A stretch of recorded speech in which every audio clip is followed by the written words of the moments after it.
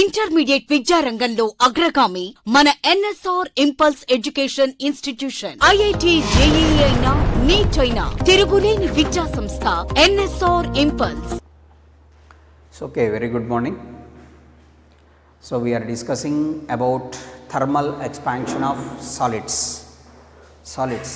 Yesterday we discussed about generally alpha, beta, gamma, quotient of linear expansion, areal expansion, volume expansion, and the relation between alpha, beta, gamma, like that.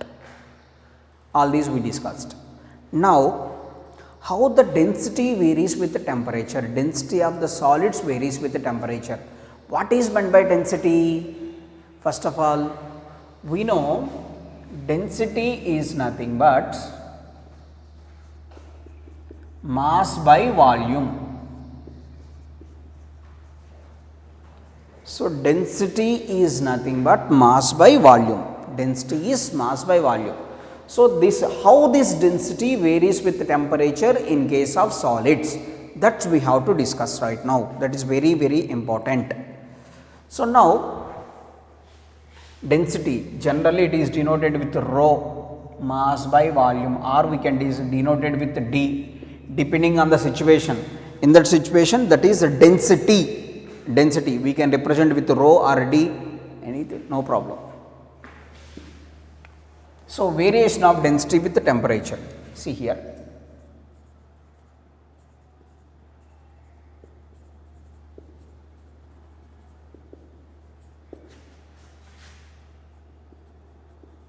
Variation of density with temperature. That is the situation. So generally mass of an object. Let us consider mass of an object. For example, mass of this object. If we heat if the temperature of this object will change. So that means I am heating this object. Is there any change in the mass? Generally, is there any change in the mass? Mass of an object does not change. For example, iron material I am considering iron rod. If one iron rod is heated, we supplying heat energy to the iron rod. Definitely iron must expands on heating. Iron must expands on heating, no doubt about that. During this expansion, is there any change in the mass of the object? For example, I am considering 1 kg iron bar. 1 kg iron bar. So like this 1 kg iron bar. If we supply heat energy to this iron bar, the shape of the iron bar slightly changes. That means it may increase. The volume of the iron bar increases. But is there any change in the mass of the iron bar due to change in temperature? Mass of the iron bar does not changes. That means due to variation of temperature, mass of an object does not changes. Of course, in case of liquids, if you supply heat energy at particular temperature, liquid boils. In that situation, mass may last. It is not that situation. We are discussing about solids. For example, in case of gases, we supply heat energy. The gas may escape from that. The gas may escape. So that means mass must be lost. It is not that situation. I am discussing about solids. Variation of density with the temperature in case of solids. So solid does not, where it does not boils. Solid does not boils. After certain time it converts into liquid. After that it boils. That is different. When it is in the solid state only, the object is in the solid state only, we are increasing the temperature. Mass of an object does not changes. See here. Due to variation of temperature,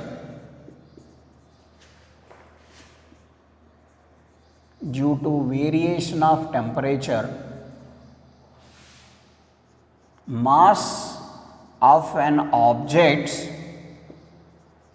mass of a solid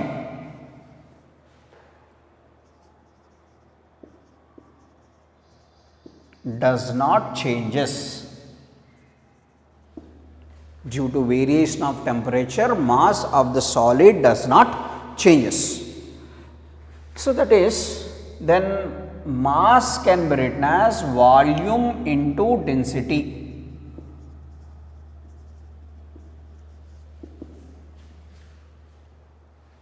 So mass is equals to volume into density. So that mass remains constant. So that's why mass remains constant here. Due to variation of temperature, mass remains constant. Then volume into density is equals to also constant.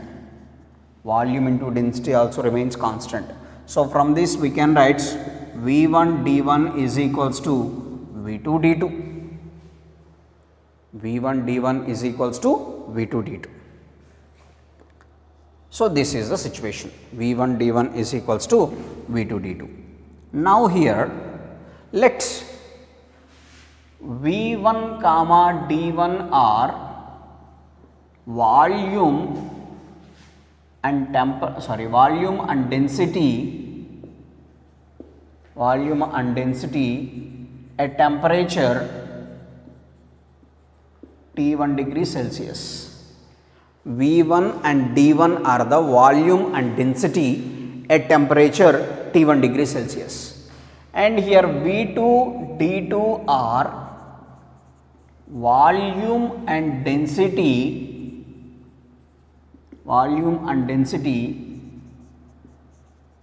at temperature T2 degree Celsius. V2 and D2 are the volume and density at temperature T2 degree Celsius. V1 and D1 are the volume and density at temperature T1 degree Celsius. Now, so according to the relation V1 D1 is equals to V2 D2, here compulsory we can consider T2 must be greater than T1. So T2 is the high temperature and T1 is the low temperature. That means temperature increases. Now in this situation, according to the quotient of volume expansion, due to increase in temperature, final volume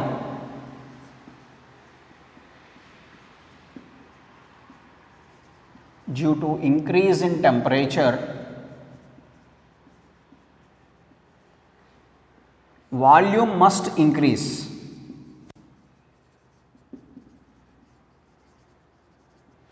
Due to increase in temperature, volume of an object must increases.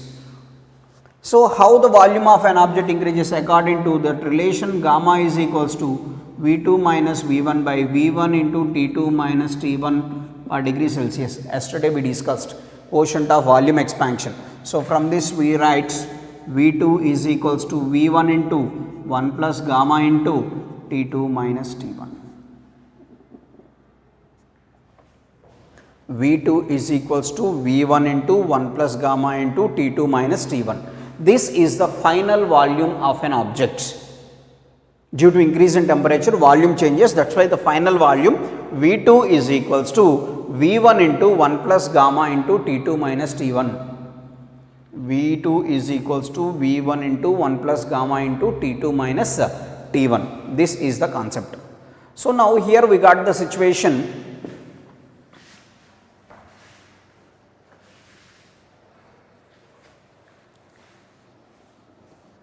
Here we got the situation. V1 D1 is equals to V2 D2. So from this, so V1 D1 is equals to, what is the value of V2 here? V1 into 1 plus gamma into T2 minus T1 into D2. That means V1 gets cancelled. Therefore, D1 is equals to D2 into 1 plus gamma into T2 minus T1. D1 is equals to D2 into 1 plus gamma into T2 minus T1. So from this, D2 can be written as D1 by 1 plus gamma into T2 minus T1. This is the final density, or D1 initial density is equals to final density into 1 plus gamma into T2 minus T1. That means due to the increase in temperature, density of an object must decreases. Due to increase in temperature, density of an object must decreases. So that is the concept. D2 is equals to D1 into 1 plus gamma into T2 minus T1. So this is variation of density with the temperature. Final density. This is the final density. So based on this, what we can write is,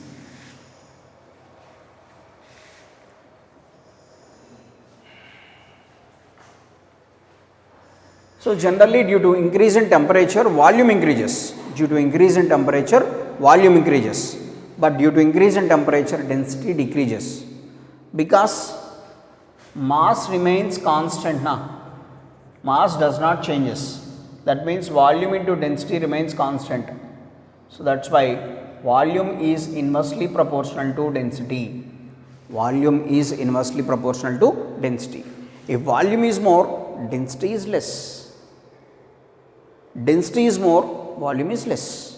So that is the situation. Variation of density with the temperature. From this, so this is D1 is equals to D2 plus D2 gamma into T2 minus T1. Here definitely initial density is more. Definitely due to increase in temperature, density of an object must decreases. That's why initial density is greater than final density. So that means D1 minus D2 is equals to D2 into D2 gamma into T2 minus T1. So let us say it is delta D is equals to D gamma into T2 minus T1. So delta D divided by D is equals to gamma into T2 minus T1. Actually it is minus. If you write a final minus initial, see here. So clarity, will give clarity here. This minus D2 gamma into T2 minus T1 is equals to D2 minus D1. So gamma minus gamma into T2 minus T1 is equals to D2 minus D1 by D2. D2 minus D1 by D2. So that is the situation. Change in density is equals to minus gamma into T2 minus T1. It is variation of density with the temperature. This is the variation of density with temperature. So that means what we can say that due to increase in temperature, density of an object decreases. Due to increase in temperature, density of an object decreases. So that is the variation of density with the temperature. Next,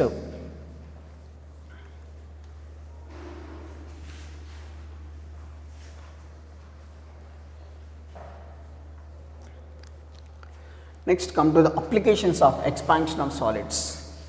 Of course, almost all solids expands on heating, no doubt about that. But some substances contracts on heating. Some substances contracts on heating. What are the substances contracts on heating? That means if the temperature increases, the substance contracts. What are those? The solids are type metal, cast iron, Indian rubber, type metal, cast iron. So these are the materials. These materials must contract on heating. These materials must contract on heating. Those are the type metal, cast iron, Indian rubber, water from 0 degrees Celsius to 4 degrees Celsius. If you increase the temperature of the pure water from 0 to 4, water must contracts instead of instead of expands. Actually, generally we know about due to increase in temperature, water expands. But from temperature 0 to 4 degrees Celsius, 0 to 4, definitely water contracts. After 4 degrees Celsius again expands. So, this peculiar behavior of water is called anomalous behavior of water. This we can discuss in expansion of solids. So, these are the materials that contracts on heating. Of course, we increase the temperature, instead of expansion, these substances contracts. So, now and one more question it is, why the gap should be left between the railway tracks? Gap should be left between. So, that means, let us say it is a railway track, not this gap. While connecting the tracks, there must be a small gap must be left, and these are joined like this. While connecting the railway track, there must be a small gap left between the railway tracks. Why the gap should be left between the railway tracks? So, if you are not leaving that gap, what happens? So, generally in summer, due to increase in temperature, railway tracks is laid with the help of, what is the metal used? Generally iron. So, due to increase in temperature, maybe iron expands. Of course, it is negligible. But definitely it expands. Or if the train passes through the railway track, so more amount of force acts on that railway track, maybe that one, in that situation also it may expand. Due to expansion, for example, if the rod is fixed between two rigid supports, if you increase the temperature, this one does not allow expands and this one does not allow expand. Then what happens? The shape of the rod slightly bends, right? See here, this is the rod fixed between two rigid supports. If you heat this one, what happens? This wall does not allow us to expand. This wall also does not allow us to expand. Then what happens? Due to increase in temperature, this will bends. It bends. In the same way, if it does not allows this gap, due to increase in temperature or due to expression of the more force, the railway track must expands. If it does not leave that gap, it bends, then journey is not possible. That is why gap must be left between the railway tracks. Simple way is to allow the expansion in summer. So, that is all. Next, one more question. Telephone wires are loosely connected between the poles. Why? What is the reason? Telephone wires are loosely connected between the poles. What is the reason? Because in winter, telephone wires are made up of with solid materials, maybe it is aluminum or copper like that. So, that means in case of winter season, those metals can contract due to decrease in temperature. For example, these are the two poles and the telephone wire are loosely connected like this. If it connect very tightly like this, in winter due to decrease in temperature, this metal contracts. Due to contraction, it may become more stiff and it may break. To avoid that, telephone wires are loosely connected between the poles. And one more thing, so wooden wheel, iron ring. Yesterday we discussed about one problem, the diameter of the iron wheel and wooden wheel like that. So, in this situation what happens? So, initially wooden wheel and iron ring, bullock carts, wooden wheel, iron ring. So initially the diameter of the wooden wheel must be greater than the diameter of the iron ring. Diameter of the wooden wheel must be greater than diameter of the iron ring. Then how can you fix that iron ring to that wooden wheel? What we can do is, if we increase the temperature of the iron ring, then it expands. If we increase the temperature of the iron ring, then it expands. After expansion, it is fitted to that wooden wheel and it must be cooled. Then it gets fitted. Initially wooden wheel, let us say it is the wooden wheel, and the iron ring, definitely the diameter of the iron ring initially slightly less. Diameter of the iron ring is slightly less than the wooden wheel. What we can do to fix this? This must be heated. This must be heated. Due to heating, it must expands. It must expands. After expansion, it is fitted to this and then cooled. Then it is tightly fitted to this one. So that is the concept it is. Next.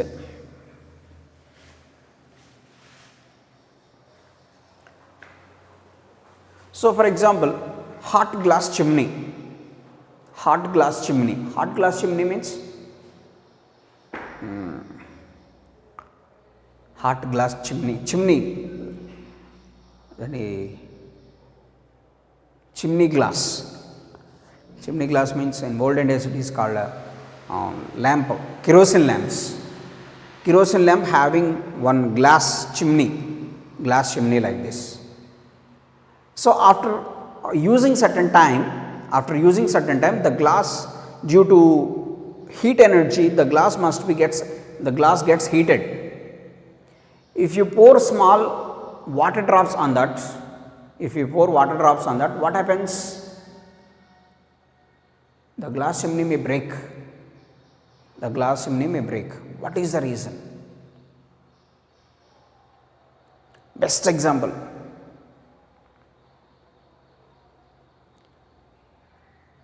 Early morning breakfast టైంలో దోశలు వేస్తుంటారు mummy. బాగా heat ఎక్కుతుంది that pan. So heated for certain time. Then if you pour and if you drop 2 or 4 drops of water on that, 4-5 చుక్కలు water వేసామనుకోండి, ఏం జరుగుతుంది? Live examples are better in mother tongue. So for example, if 4 or 5 drops of water, 4-5 చుక్కలు water అందులో వేసామనుకోండి, what we can observe? Sound. What is the sound? What is the reason for that sound? Initially that pan is in expansion stage. Due to increase in temperature, that pan is in expansion stage. But due to the 4 or 5 drops of water is at low temperature. If you pour water on that, what happens? At that instant, at that area, particular area, it try to contract. Remaining total part of the pan is in expansion stage, but where we drop water, in that situation, that pan is ready to contract due to less temperature of water. Remaining part is in expansion stage, this part is in contraction stage. This is called uneven expansion or uneven contraction. Due to this, certain amount of heat energy converts into sound energy. Then we can observe that sounds. దోశలు పోస్తున్నప్పుడు sound వస్తూ ఉంటుంది. That's in the same way, a glass chimney gets heated certain time it gets heated.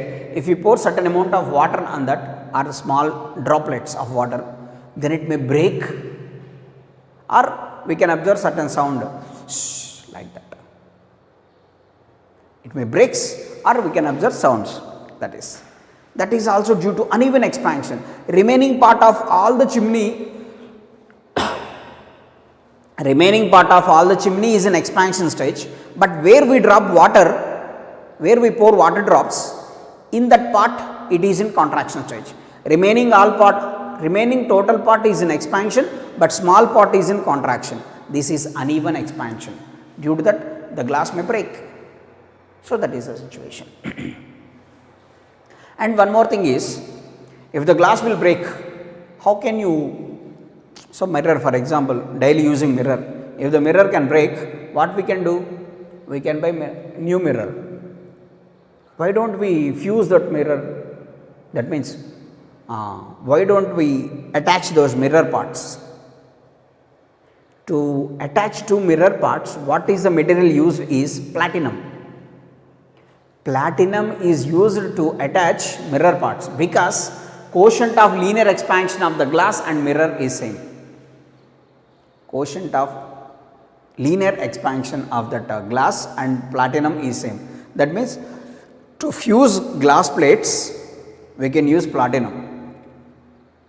So platinum is more precious. That's why we can buy new mirror instead of fusing.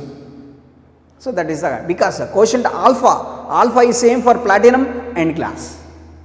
So that's why glass plates are fused with the help of platinum, but we don't ready to fuse because we have to buy new ones because platinum is very precious. So that is, these are the examples of daily examples of this expansion of solids. Next, applications, come to the problems. So that means application parts. Let us say, for example, first application based on this.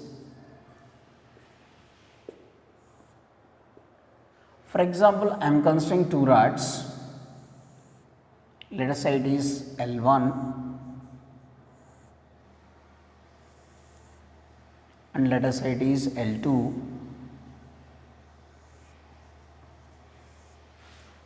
This is the first rod of length L1, second rod of length L2. This quotient of linear expansion is alpha 1, this quotient of linear expansion is alpha 2. This quotient of linear expansion is alpha 1 and this quotient of linear expansion is alpha 2. This is alpha 1 and alpha 2. These lengths are L1 and L2. This length is L1 and this length is L2. Now, let here the condition L2 minus L1 is equals to x. The difference in lengths is x. So, here both are at initial temperature T1 degrees Celsius. Initial length is L1, first rod, next rod is L2.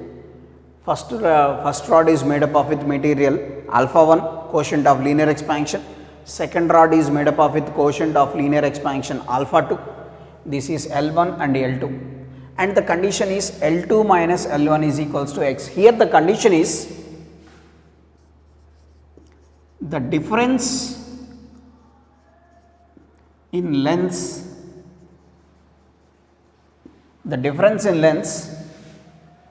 is always remains constant.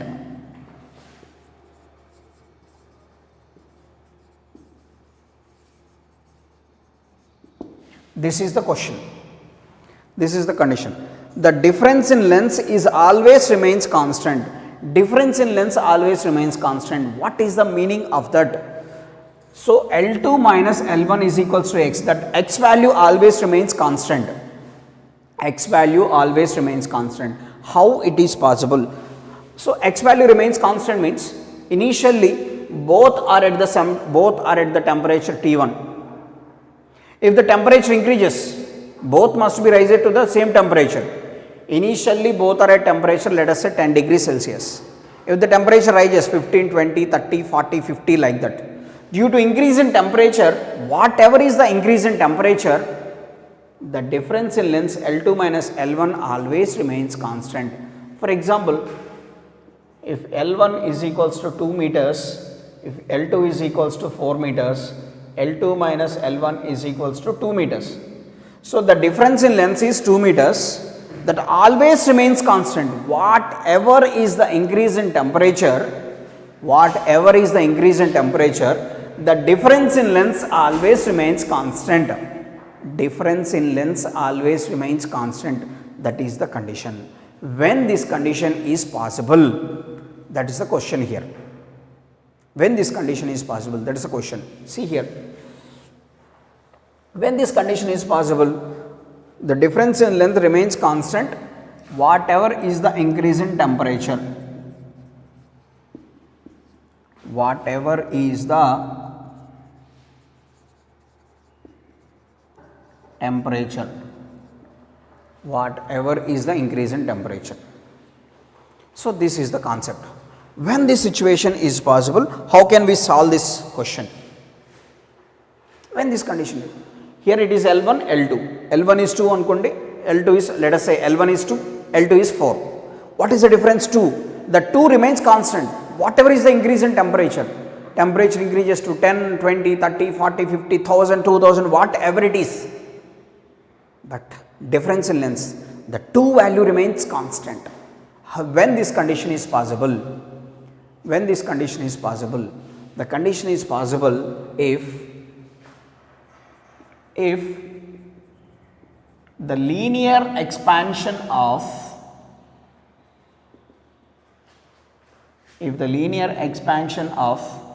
first rod is equal to the linear expansion of second rod. If the linear expansion of the first rod is equal to linear expansion of the second rod. What is meant by linear expansion? It is not alpha. Alpha is coefficient of linear expansion, but here I am considering only linear expansion. Linear expansion means change in length. Linear expansion is change in length. So that is, if the linear expansion of the first rod is equal to the linear expansion of the second rod, then only this condition is possible. I am considering here L1 is equals to 2, L2 is equals to 4, x is equals to L2 minus L1, 4 minus 2, that is 2. This is the initial conditions. What is the condition here? This 2 remains constant. The linear expansion always remains constant. When this condition is possible. See here, due to increase in temperature, let us say initial temperature is 10 degrees Celsius. If the temperature rises to 20, then L1 becomes, let us say, 2.1 and L2 becomes 4.1. Then L2 minus L1 is equals to 4.1 minus 2.1, 2 only. If the temperature rises to 50, if L1 becomes 2.4 and L2 also becomes 4.4, then x is equals to L2 minus L1, 4.4 minus 2.4, that is equals to 2. So whatever is the increase in temperature, the expansion of the first rod must be equal to expansion of the second rod. Expansion of the first rod must be equal to expansion of the second rod. Here what is the first rod expands? 0.1. Second rod also must expand 0.1. First rod expands 0.4. Second rod also expands 0.4. Like that. Whatever is the expansion of the first rod is equal to the linear expansion of the second rod, then only this situation is possible. Let us come to the point here, expansion. So linear expansion in the sense delta L1 that is equals to delta L2. Linear expansion in the sense change in length, that is delta. Linear expansion in the sense change in length, that is delta L1 must be equal to delta L2. Expansion of the first rod must be equal to expansion of the second rod. But we know alpha is equals to delta L by L delta T. Alpha is equals to delta L by L delta T. Yesterday we derived this. So from this delta L can be written as L alpha delta T. Delta L can be written as L alpha delta T. So from this delta 1 can be written as L1 alpha 1 delta T, L2 alpha 2 delta T. Because this is length L1, initial alpha 1. This length is L2 and it is alpha 2. That's why L1 alpha 1 delta T is equals to L2 alpha 2 delta T. Because both must be rises to same temperature. Both the rods must be rises to same temperature. Both the rods must be rises to same temperature. So delta T is same. Here this initially it is 10, 20, 30, 40. So both the rods must rises to the same temperature. That's why delta T must be cancels. So from this we can write L1 alpha 1 is equals to L2 alpha 2. L1 alpha 1 is equals to L2 alpha 2. That is the situation. So this is the condition for this one. If the difference in length always remains constant, if the difference in length always remains constant, when this condition happens, if L1 alpha 1 is equals to L2 alpha 2, then only this condition happens. So that means we can write it as L1 by L2 is equals to alpha 2 by alpha 1. L1 by L2 is equals to alpha 2 by alpha 1. This is the situation. Now here, how can you calculate the values of L1 and L2 here? How can we calculate the values of L1 and L2? How can we calculate the values of L1 and L2? So here L2 minus L1 is equals to X and L1 alpha 1 is equals to L2 alpha 2. So from this L1 can be written as L2 alpha 2 by alpha 1. So from this relation L1 can be written as L2 alpha 2 by alpha 1. So substitute in this. So that is equals to L2 minus, in place of L1, L2 alpha 2 by alpha 1 is equals to X. So from this L2 common, 1 minus alpha 2 by alpha 1, that is equals to X. L2 into alpha 1 minus alpha 2 by alpha 1, that is equals to X. So L2 is equals to alpha 1 by alpha 1 minus alpha 2 into X. This is the second length, initial length of the second rod. L2 is equals to alpha 1 by alpha 1 minus alpha 2 into X. We know the relation L1 L2 minus L1 is equals to X. In the same way, L1 alpha 1 is equals to L2 alpha 2. We know this.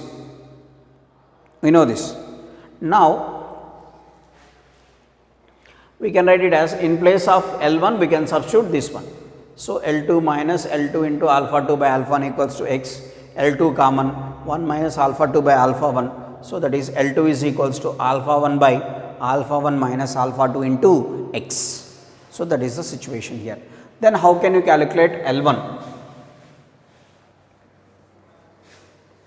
How can you calculate L1 here?